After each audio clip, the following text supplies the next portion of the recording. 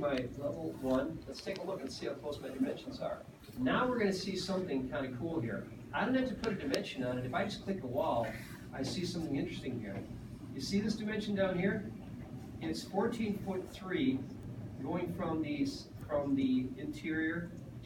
And what I want to do is I just want to see if it's 14.3 going from endpoint to endpoint. And it is, so we're good to go there. So that's good. So if I want to keep this dimension, if it's right, I can click on this and it makes it permanent. So that's now a permanent dimension right there. Now if I click on this right here, look what I have here. It says 24.7, but where's it measuring to? It's not measuring to the outside, so I just take that and change them so that they are actually reflecting the outside. And when I click on it, it goes from inside to center to outside. And then if it's outside, is this one right? Yeah. So I make that one permanent. 25 feet. Okay, so you can kind of get the lay of the land here now.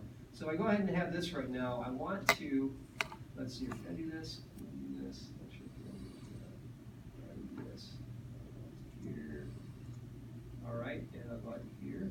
All right, that's 35 feet, is that right? That's right. So I go ahead and click that, and I now have that. So now, I've got my basic dimensions.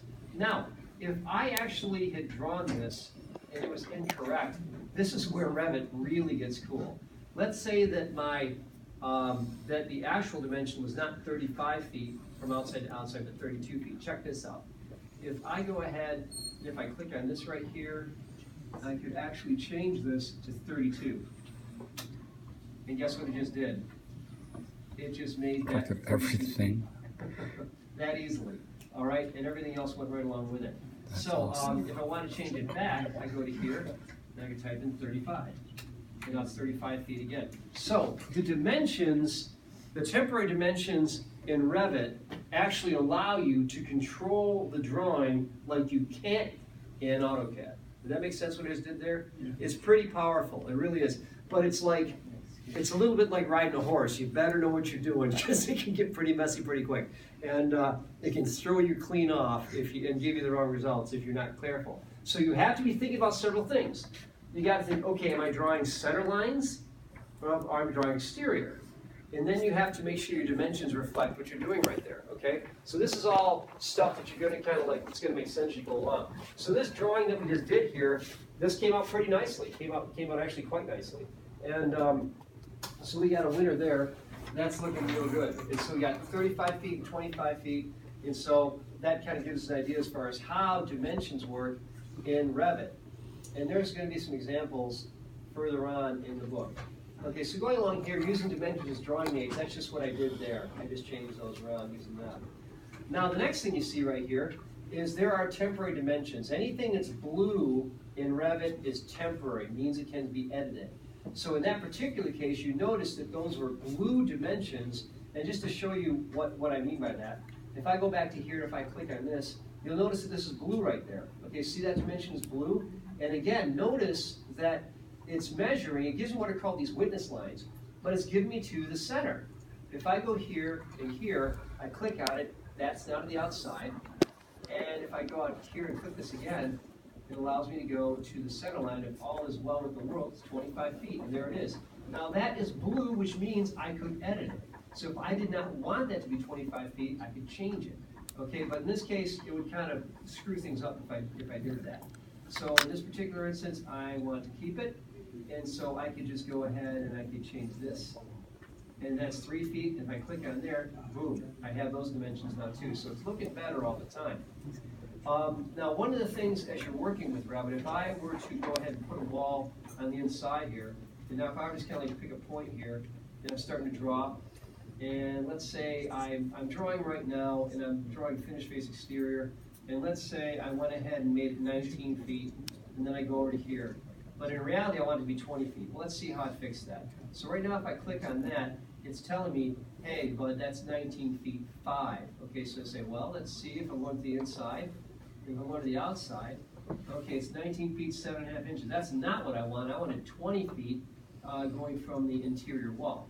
So since it's not that, I go in there and I type in 20, and now that's 20 feet exactly from the inside wall to this outside wall. All right, so that is how you can begin to really do some powerful stuff in Revit. That's why a lot of people like Revit better than AutoCAD, because it does this kind of a thing that AutoCAD does not do.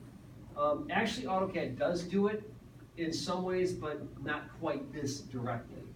So, so what we're looking at right now as we move along here is your temporary dimensions, and we saw these controls. These are all things that are that show up in blue, and therefore they allow you to do some editing. We saw that there was a type selector, and we saw their properties right here.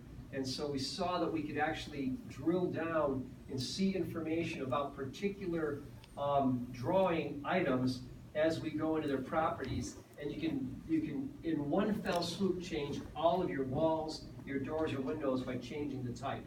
Well, we want to be careful because we want to make sure that's what we really want to do. You can select multiple elements. We talked about this earlier. Going from left to right is a window, and only those objects that fall entirely inside it are selected.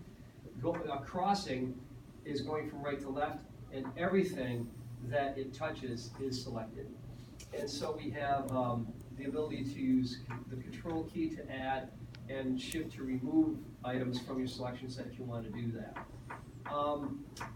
Filtering a selection set, you can actually, as you're selecting things, you can actually tell it whether you want to have these items. That's something we'll have to look at more detail. Then there's another exercise in the book here for sketching and editing elements. This actually has us drawing using some of the basic tools here. And has us walking right through there, and that's on page, that's practice 2A. Okay, yeah, 218. Okay, so what I'm going to do here, I think, and this says it's about a 10-minute exercise. Let me just go through here a little bit. You also have these tools, these familiar tools. You got move, copy, rotate, mirror, and array. Looks pretty familiar. Worked with these in AutoCAD. Same kind of a thing, and those are actually on the modify panel. So the book actually walks us through some of this too, working with some of these tools and how they work in Revit, even though they're AutoCAD types of tools. And then you have practice 2B, which is working with some of those tools. And then you have, and then a little bit after this has working with some additional tools. Let's see here, splitting walls and lines, trimming and extending, offsetting some elements. And then there's another practice 2C. So you got 2A, it's supposed to take about 10 minutes. You've got practice, let's see here, practice 2B, which is on page 231, and that's about a 15-minute exercise. And then you've got about 15 minutes or so, and then you've got towards the back of chapter 2, on page 244, you've got practice 2C, and that's about a 10-minute exercise. So between these, there's about a half hour total of going through here. I don't think it'll necessarily take you that long, but that's kind of an approximate time. Basically, because all you're doing is reading and clicking, and it's pretty straightforward. Now again, as you're working with it, let me just kind of identify some of the interface elements here. So as you go through this, you're going to want to be aware of it. So you've got your properties right here. So any item you select, the properties are going to be available right up in here. And if you want to edit it, you can click here, and this is where you would make a duplicate. For right now, I'm going to have us, if we're going to be doing something, if we're going to do any changes, we're going to make a duplicate. We're not going to make any changes to existing walls or windows or doors. We're going to make our own if we need something different. Now, going back to here just to show you how this works, I'm going to go ahead and pull this witness line to the inside, and then I'm going to pull this one to the outside. That said 7 feet, 8.5. Let's say I want it to be 9 feet. I type in 9, boom, and that's how that works. So again, this is the beauty of Revit. Revit allows you to do a lot of this stuff that you can't do. So looking further, if you are on the Modify panel right here, this is where you see these different tools. This is Align, Move, Offset, Copy, Rotate, the same kind of stuff we've been working with. Here's your Delete command.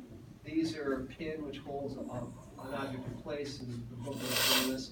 But we're going to be working primarily with architecture. So you got architecture, you got walls, and when you click on a wall, it's going to basically have you drill down and pick out a particular type.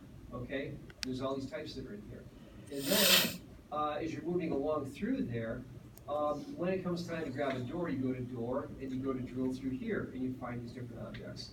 Now, as you're drawing a wall, one thing that it'll actually tell you is over here you have the ability to use these different options right here to make a wall. So let's say you've got the ability to just do a straight line, or I could use a rectangle. This is a kind of cool tool. If I click here and go to there, I just made a rectangle out of walls. Okay, so going back to here, I could use this circle option right here. I click the circle, and I click a center point, and I grab it out here, and it gives me a circular wall right there. It's pretty cool stuff. And then so there's a lot of really interesting things you can do with these different items. So again, when you're here,